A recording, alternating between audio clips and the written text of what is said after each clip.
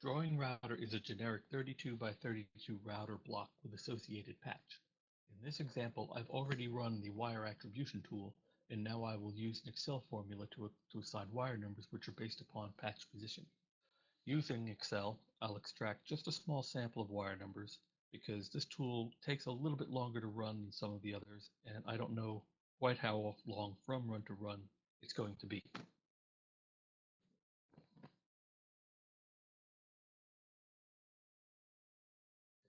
Now, the formulas I use, I generally keep on a Windows sticky note right there ready for me to cut and paste as I go. And I will show you how they wind up into the Excel sheet. Excel link first formats all cells as text. So we want to change our wire cells to general to accept the formula. The next thing we're going to do is we're going to take all of our patch mnemonics and color code them so that we can sort by that information.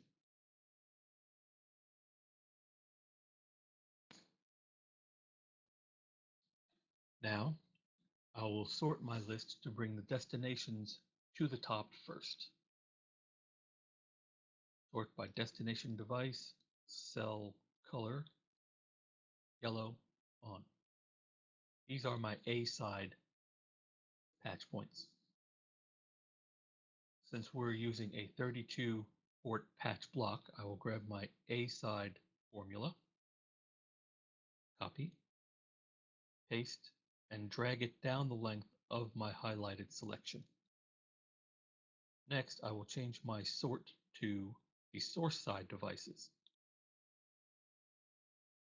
and repeat the formula or method with the B side formula.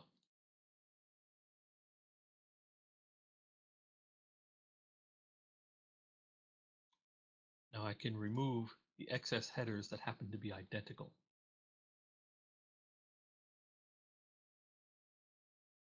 Pull this out of the way and import my wire numbers.